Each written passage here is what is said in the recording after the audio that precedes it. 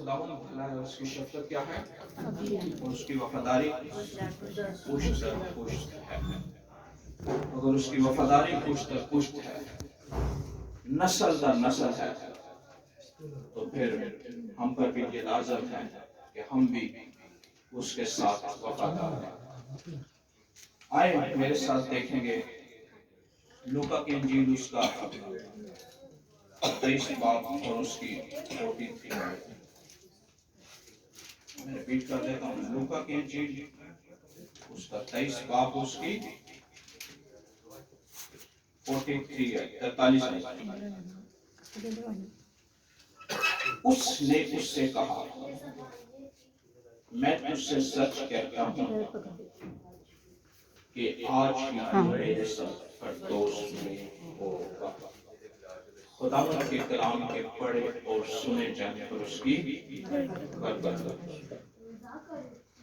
عزیزوں، آج جو گڈ فرائیڈے کی اس عبادت کے اندر ہم سب شریک ہیں، اسی پیٹرن کو مد نظر رکھتے ہوئے جب خدا کا کلام کلموں کی صورت میں پیش کیا جاتا ہے تو ہر کلمے کا ایک جو الفاظ ہیں، الفاظوں کے ساتھ ساتھ ان کا ایک مخصوص مطلب بھی ہے. جیسے کہ پہلا کلمہ جس کے الفاظ اور مفہوم ایک جیسے ہی ہیں، اس کے اندر معافی کا ذکر ہے، اور اس کو کلمہ بھی کون سا کہتے ہیں؟ معافی کا. اسی طرح محبت ہے، ملاپ ہے، کفارہ ہے. اور آج جو دوسرا کلمہ جس کے الفاظ کچھ یوں ہے کہ اس نے کہا، اس نے اس سے کہا کہ میں آج مجھ سے سچ کہتا ہوں کہ تو آج ہی میرے ساتھ کیا ہوگا؟ فردوس میں ہوگا. تو دیکھا جائے تو دوسرے کلمے کے اندر پوری بائبل کا میسج ہے. کیا ہے؟ پورے کلمے کے اندر پوری بائبل کا، نہ کہ میں نے انجیل مقدس کا کہا. انجیل مقدس خوشخبری، نیا اہد نامہ. بائبل مقدس نیا اور پرانا دونوں آئے. پوری بائبل کا جو میسج ہے وہ کس میں ہے؟ دوسرے کلمے کے اندر ہے.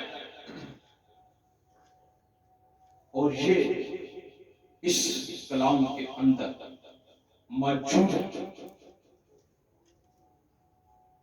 وہ اس طرح کہ دوسرا کلمہ کون سا کلمہ ہے؟ نجات کا کلمہ. جب میں پوچھتا ہوں تو اس کا مطلب یہ نہیں کہ میں بھول گیا، تاکہ کلیسیا کے لوگ اس کو اچھے طریقے سے انڈرسٹینڈ کر سکے، بولے. دوسرا کلمہ کون سا ہے؟ نجات کا کلمہ. تو یسوع مسیح کی جو ساری قربانی ہے، جس قربانی کے باعث آج ہم اس گڈ فرائیڈے کی میٹنگ منا رہے ہیں، تو ہمیں دنیا میں کیا دینے آیا ہے؟ نجات دینے آیا ہے. دوسرا کلمہ پوری بائبل کا مین میسج ہے، مین مقصد ہے. یسوع مسیح کی قربانی کس لیے ہوئی؟ تاکہ ہم سب کو کیا ملے؟ نجات ملے. اور نجات صرف کسی فرد واحد کے لیے نہیں ہے، نجات کسی قوم قبیلے کے لیے نہیں ہے، نجات کسی ایک شخص کے لیے نہیں ہے. کیونکہ کلام مقدس کے اندر لکھا ہے کہ خدا نے دنیا سے ایسی محبت رکھی ہے. تو دنیا کے اندر سارے مذاہب، ساری قومیں، سارے قبیلے، سارے مذاہب آ جاتے ہیں، کیونکہ وہ دنیا کے لیے نجات ہے. کیونکہ خدا نے دنیا سے ایسی محبت رکھی کہ اپنے اکلوتا بیٹا بخش دیا.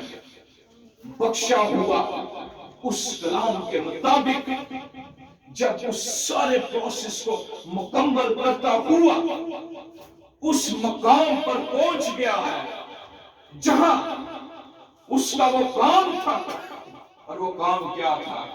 صلیب کے ذریعے انسان کو نجات دینا. ایسے تو کلام مقدس کے اندر ہمیں بہت ساری جگہوں پر ایسے حوالے ملتے ہیں نئے احکامے کے اندر کہ اوپر جب یسوع مسیح مختلف معجزے کرتا، مختلف خدمتیں کرتا، تو وہ دائیں بائیں اس موقع سے گرانے کی کوشش کرتا ہے، لیکن لکھے وہ بچ کر وہاں سے نکل جاتا ہے تاکہ نجات کا کام ہو۔ تو عزیزو، نجات صرف اسی کو ملتی ہے جو اس کو اپنا بادشاہ کیا کر لیتا ہے؟ مان لیتا ہے۔ نجات صرف اس کے لیے ہے، بقایا کسی کے لیے نجات نہیں ہے۔ دیکھیں کسی کے اندر سے یہ الفاظ ہے، ہم الفاظ اور کلمے سے باہر نہیں رہیں گے۔ لکھا کہ اس نے اس سے کہا، اس نے اس سے کہا، کس نے کس سے کہا؟ میں تجھ سے سچ کہتا ہوں، یعنی کہ یسوع مسیح نے کس سے کہا؟ اس ڈاکو سے، میں تجھ سے سچ کہتا ہوں۔ تو عزیزو، آج اس بادشاہ کا کیسی بادشاہی ہے، کیسا اس کا کلام ہے، کیسا اس کا وہ وعدہ ہے کہ یہ بادشاہی صرف اور صرف زمینی بادشاہی نہیں ہے، بلکہ دنیا کے اندر جتنے بھی بادشاہ ہیں سب اپنے مقررہ وقت پر کیا ہو گئے؟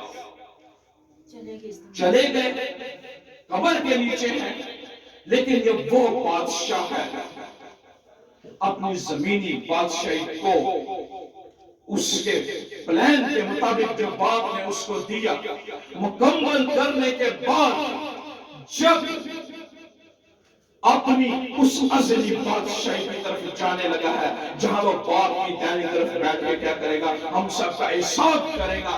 جب اس بادشاہی کا وہ شخص، وہ ڈاکو اقرار کر لیتا ہے، اس کو مان لیتا ہے، اس کو قبول کر لیتا ہے، تو پھر اس کو کہتا ہے کہ اے بادشاہ، اے خداوند، جب تو اپنی بادشاہی میں آئے تو مجھے کیا کرنا؟ یاد کرنا۔ اس کو پتہ چل چکا تھا کہ اس کی یہ بادشاہی صرف زمین پر نہیں ہے، بلکہ یہ اس کی بادشاہی عالمگیر بادشاہی ہے، جس کے بارے میں یہ لکھا ہوا ہے، یشعیاہ کی معرفت یہ کہا گیا کہ اس کی بادشاہی کا آخر نہ ہوگا۔ یہ وہ بادشاہی ہے جس کا آخر ہونے والا نہیں ہے۔ یہ صرف جو ایک پراپر جو اس کی صلیبی موت ہوئی ہے، وہ صرف ہمارے گناہوں کے باعث ہوئی۔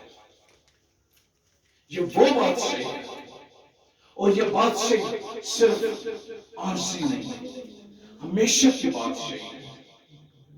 تو عزیزو، آج ہم سب کے لیے یہ موقع ہے کہ ہم اپنی زندگیوں کے اندر دیکھیں، جہاں جہاں ابھی تک ہم نے اس کی زندگی کے اندر اس بادشاہ کو آنے کا موقع نہیں دیا، وقت ہے کہ جیسے اس نے کہا کہ جب تو اپنی بادشاہی میں آئے تو مجھے یاد کر لینا۔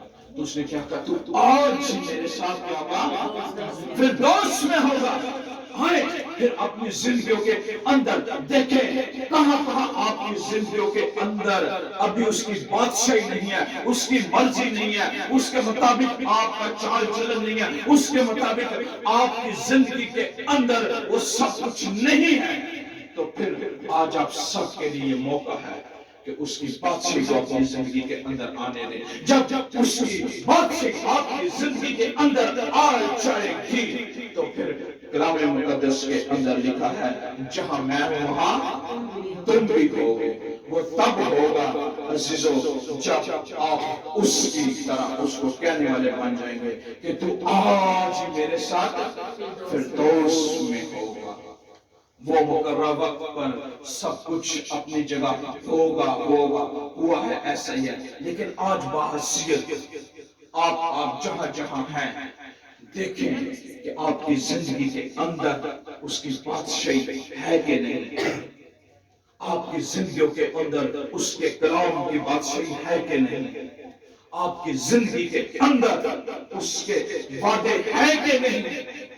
اگر ہیں تو اچھی بات ہے، نہیں ہے تو آپ کو اپنے آپ کو دیکھنے کی ضرورت ہے، چیک کرنے کی ضرورت ہے کہ کہاں کہاں ہماری زندگیوں کے اندر اس کی بادشاہی نہیں ہے، تاکہ جب آپ کی زندگی کے اندر اس کے اقرار کی طرح اس کی بادشاہی آ جائے گی تو پھر آپ بھی وہیں موجود ہوں گے۔ تو موجود ہونے کے لیے اقرار کرنا ضروری ہے کہ تو میرا بادشاہ ہے۔ جب تک اقرار نہیں ہوگا بادشاہی نہیں آئے گی۔ بادشاہی کب آئے گی؟ جس طرح اس نے اقرار کیا، بادشاہی سے پہلے اس نے اقرار کیا کہ واقعی ہم تو اپنے گناہوں کی سزا پا رہے ہیں، لیکن تو ہماری خاطر، ہم سب کے گناہوں کی خاطر یہ موت بلکہ صلیبی موت کو قبول کیا۔ عزیزو اپنے سر کو جھکا دیں گے۔